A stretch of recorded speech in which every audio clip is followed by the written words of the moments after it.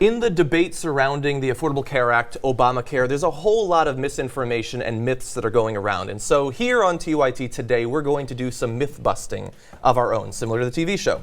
And one of the myths, the first one that we're going to cover today, is that because of the requirement that employers who have 50 or more full-time employees will have to provide health insurance, that they are going to start cutting the hours of their employees, turning full-time employees to part-time employees, which of course would be a horrible thing if that was to happen.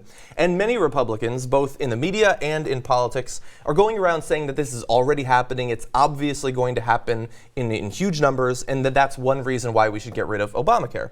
But it turns out that that's actually not the case. So why don't we bring up this chart here? We've got a chart showing the percentage of part-time workers as a share of total workers going back to 2007. So before the Affordable Care Act was even passed. And you see that over the past few years, it has actually been trending down. Now, obviously, there's some variation across individual years, but overall, the trend has been negative. Now, this sort of chart was not hard to find. We found it on Yahoo. I have to imagine that many of the conservatives talking about this myth could have done so if they'd wanted. What do you guys think about this myth? Because there does seem to be something to it. You would think, yeah, some employers probably will cut hours. No employers.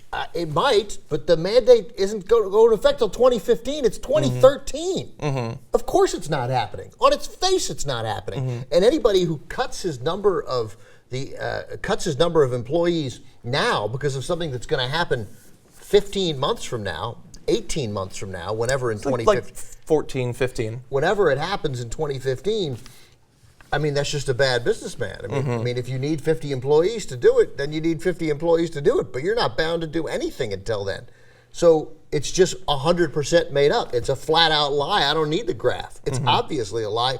Who would do that? Yeah, I think that it could possibly be a concern as 2015 approaches. Totally. And I think that is a legitimate concern. I know that Trader Joe's had said that they might cut the number of its full-time employees if Obama did not push the rule until 2015, right? And then later on they said that they changed their mind. But what I always he did push it. He did, he did push it, and then who knows what Trader Joe's is going to do later. I think that it's a legitimate concern. I'm curious to see as that date approaches. But for the moment being, I mean, it's no surprise that the Republican Party is going to lie about the impact of the Affordable Care Act, which is so frustrating because I go back to Congress debating about whether or not to vote for the Affordable Care Act, and it was essentially this huge concession to Republicans, right? It's basically a huge handout to private insurers. It's something that Republicans love. I mean, you go back to Romney Care and all of that. I think the reason why they're so livid about this is because they're afraid that it's going to be popular and they can't get any name recognition for it. Yeah, that is certainly true. The individual mandate, obviously based on early conservative ideas from the 90s. Romney, of course, implemented many of those ideas as well. That's not to discount the great number of awesome parts of the law as well, though. So another element of this, and just to dig deeper a bit into the numbers, we have a little quote here for you. If the healthcare law were driving employers to cut employees' hours, the most vulnerable workers would likely be those working just above the 30-hour cutoff. That means the data would show a decline in those working 30 to 34 hours and an increase in those working less than 30 hours. I don't believe we have a graphic for this, but the percentage of those working between 30 and 34 hours at their main job is roughly flat at about 28% on back to the last year or two. So that doesn't seem to be the case. Now, you're right. It could be that they're just waiting, although I have to assume that when you hire people, in most adult jobs, you imagine they're going to be around for a year or two or 3 or 5. Yeah.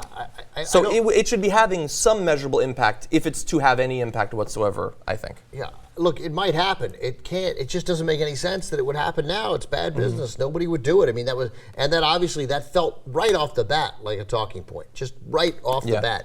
And it is something to look. There are two things to look for: companies with more than 50 employees to get under 50 employees, and then 30 hours to under 30 hours. Those are things that might happen in some businesses. Just as of right now, they're not. But basically, that doesn't. The fact of the matter is, if you're trying to grow your business, I mean, you're going to get hurt. If you need 50 employees, you need 50 employees for a reason, and you need those hours made up. And if you're cutting people to inside 30 hours so that they'll have to go off your coverage, you're going to need to give those hours to somebody else. There'll be more part-time jobs. There's an answer to that question too. Or again, you're not trying to grow your business. Every businessman tries to grow his business. Yeah. I know I don't know anything about capitalism because I'm a liberal. Which we'll get to. Rand Paul will explain that later. Yeah. You know what's awesome though? When you have healthy employees that can go visit a doctor and make sure that everything is in order. That's usually good for your business as well. You know, and also employees that feel like they're being respected and they're being treated appropriately. Yeah. I mean, Costco is a perfect example of that. You know, there's some businesses that actually pay their employees above the minimum wage, above the living wage in the case of Costco, and they provide their employers with health insurance without the government having to get in there and tell them what to do. Yeah. Of course, those businesses are very rare, which is why we have to get the government to get involved.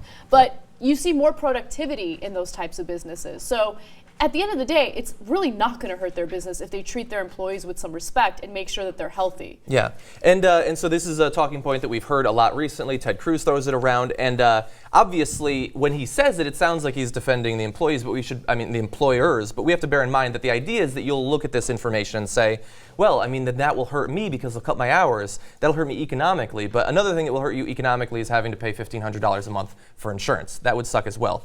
Okay, and you're going to hear this talking point a lot, so feel free to link them to this video if they start spreading that around. I would like to put a stamp on this conversation. I hope that'll happen. It may not. Sometimes you try and stamp a conversation and you just continue it for another And there's 8 crickets. minutes. Right, totally. Okay. One final point? Yeah. This is my final point. And it's going to be my final point on every healthcare conversation we have for some time. Okay. This is like arguing about the Super Bowl at the fucking coin flip. Oh my God, we're kicking off first. We got to get the ball in the second half. We have no chance. I mean, no one is enrolled. Nothing is happening right now. This is not an issue. Obamacare, the Affordable Care Act, will be a giant political success if it works, and it will be a political disaster if it fails. But we don't have any idea now whether it will succeed or fail. And the frustrating part for everybody who gets on television and talks about it is we're not going to have an answer for a very, very long time. It's all political theater. Yeah. No, I stamped it. Oh. That was it. It's done. Yeah, exactly. Sorry. Yeah, and if you want to find out about sort of put it in the context, look at the creation of Social Security, look at the creation of Medicare. Those were incredibly complex systems as well. I don't believe they were plagued with computer problems of this sort, but yeah, incredibly complex. Okay, myth number 2. This is a common one. We talked about this before, but we just want to do it one more time, that Obamacare will lead to a rise in premium costs. Now, an article by watchdog.org was going around. I think I even saw it linked on Yahoo. Titled, Obamacare will cause costs to decline in only 5 states, relying on Heritage Foundation data that you will not be surprised to find out was incredibly flawed. Here's why it was flawed. The Heritage analysis is deceptive because it does not factor in the substantial premium subsidies most consumers will receive to help them pay for their insurance. Heritage simply pretends those subsidies in the form of tax credits do not exist. Unlike Heritage, consumers won't pretend the tax credits don't exist. And so if you actually are a conservative or an independent, and you have concerns about the long-term implementation of Obamacare and the possible rise in costs, and you look at that information coming from an organization that you've probably learned to trust if you're a conservative, and they're pretending that a massive cost-saving measure does not exist. How should you look at future studies by the Heritage Foundation when they're lying so blatantly to the people that share their ideology? I mean, these subsidies can cut the cost of the premiums in half or even more for many people, but they pretend that they don't exist. Because they'd rather be engaged in a different conversation. I mean, the time for the spin on the Affordable Care Act was when the Democratic-controlled Congress was trying to pass it. And I guess in your attempts before it started to defund it, not the Republicans' attempts, the Heritage Foundation. It's over now. You lost. It will work or it will fail. And now that it's here, it is every American who is in a position of duty to try and make it work, to fix the problems. It's off to a bad start, but again, it's off to a bad start we didn't win the coin toss. It's not a significant start yet.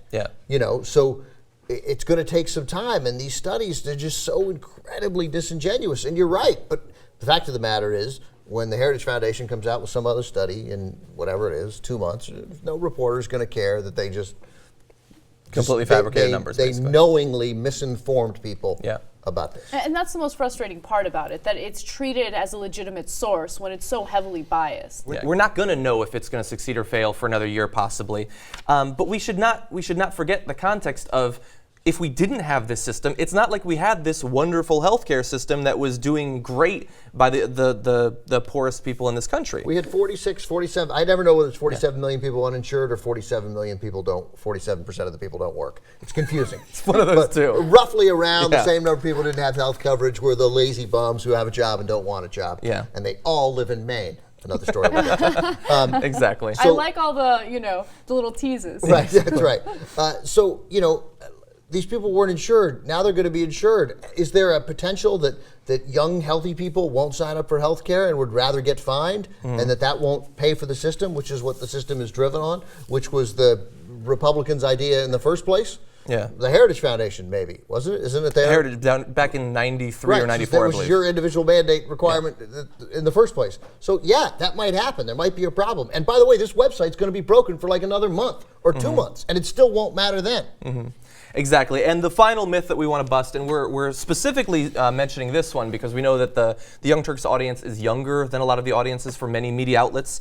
And so one of the things you've heard bandied about is that, man, Obama, he needs the young people in the country to sign on to these exchanges because they're the ones, the healthy younger people who are going to pay for the older, sickly people.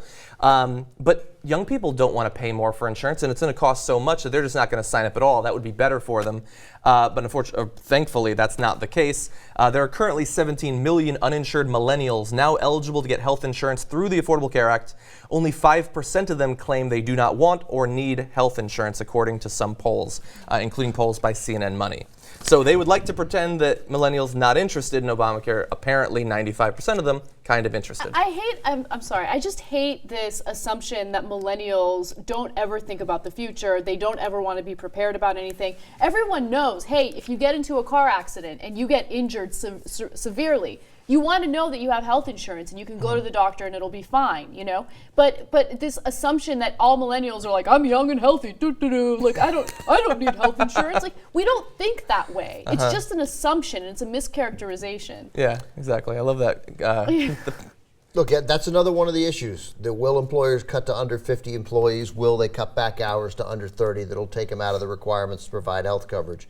Will enough able-bodied young people buy into the system and start buying health care? Because I think Anna's right, but the fact of the matter is when you're 24, there's a fair amount of, I'm fine.